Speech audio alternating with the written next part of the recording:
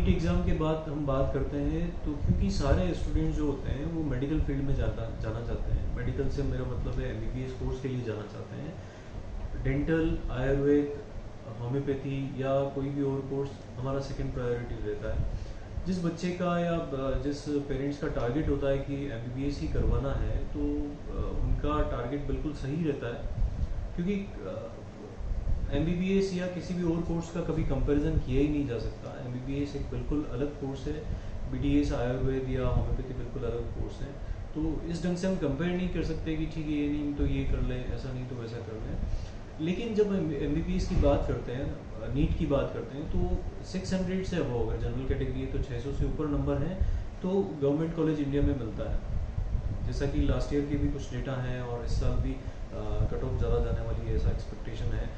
लेकिन जिस बच्चे का अगर 600 से कम नंबर है, किसी का 300 है, 400 है, तो उसके लिए क्या ऑप्शंस हैं? तो इंडिया में जो बजट जाता है वो प्राइवेट कॉलेजेस में बहुत ज़्यादा बजट जाता है। जैसे कहीं 70 लाख हैं, 80 लाख हैं, 1 करोड़ तक जाता है, 1.5 करोड़ तक जाता है। तो 60 से 80 लाख या 1 करोड़ रुपए देने के बाद एमबीबीएस करना वर्थफुल है क्या?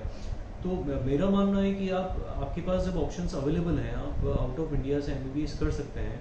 क्योंकि आउट ऑफ इंडिया में किसी भी कंट्री की हम बात करें, जैसे रशिया, यूक्रेन, फिलीपींस, इन कंट्रीज़ का एक कंपैरिजन वीडियो भी है हमारा, जो आप डिस्क्रिप्शन में लिंक दिया उस पर देख सकते हैं। तो इन कंट्रीज़ की जब हम बात करते हैं तो लगभग 25 से 30 लाख एक एवरेज बजट आता है। पर डिपेंड करता है कि आप कौन सी यूनिवर्सिटी में जा रहे हैं, उसके अकॉर्डिंग बजट मिल जाता है। तो एक एवरेज बजट 25 लाख का होता है।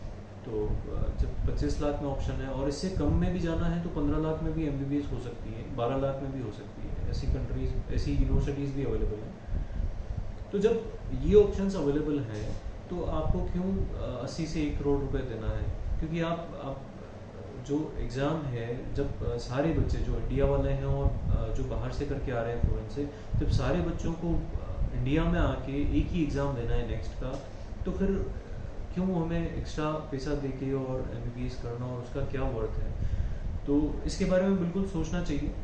और ऑब्वियसली जब आपको 1 करोड़ रुपए में सेम डिग्री मिल रही है और 25 लाख में भी सेम मिल रही है, और बेनिफिट ये है कि 1 करोड़ देके भी आपको कोई प्राइवेट कॉलेज मिल रहा है, जबकि 25 लाख देके आपको फॉरेन में कोई अच्छी यूनिवर्सिटी मिलती है जो वर्ल्ड रैंक में स्टैंड करती है, आपको ग्लोबल एक्सपोजर मिलता है। तो उसके बारे में डेफिनेटली आपको सोचना चाहिए। साथ में जब बजट को हम कंपेयर करते हैं तो जब आपने 25 लाख में एमबीबीएस की है, आप 1 करोड़ में भी कर सकते थे। आपका 75 लाख रुपीज़, आप ये सोचिए कि आपका सेव हुआ।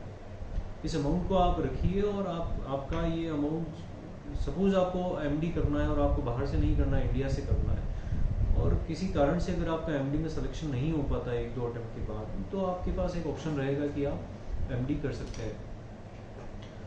लेकिन जब आप बाहर से, आउट ऑफ इंडिया से एमबीबीएस करते हैं तो आपके एमडी क्लियर करने के, मतलब नीट पीजी क्लियर करने के चांसेस भी ज़्यादा होते हैं। क्योंकि जो आउट ऑफ इंडिया में बच्चा पढ़ता है उसका फोकस जो एरिया होता है वो एमसी एग्ज़ाम होता है, एफएमजी एग्ज़ाम होता है। तो वो डे 1 से स्टार्ट करता है, कहीं भी उसके मन में रहता है कि मुझे एफएमजी के लिए पढ़ाई करनी है, वो पढ़ाई स्टार्ट करता है। तो जितने भी 17 to 80 सब्जेक्ट्स हैं उसके बारे में वो सोचना शुरू करता है और पढ़ाई शुरू करता है। 5 साल 6 साल में उसका प्रिपरेशन बहुत अच्छा हो जाता है। तभी पुराना डेटा हम देखते हैं तो जो नीट पीजी का एग्ज़ाम है उसमें एफएमजी उस एग्ज़ाम को अच्छे रेशो में क्लियर करते हैं। तो ये कहीं कहीं एक बेनिफिट है। और बजट वाइज तो ऑब्वियसली मतलब सोचना ही होता है।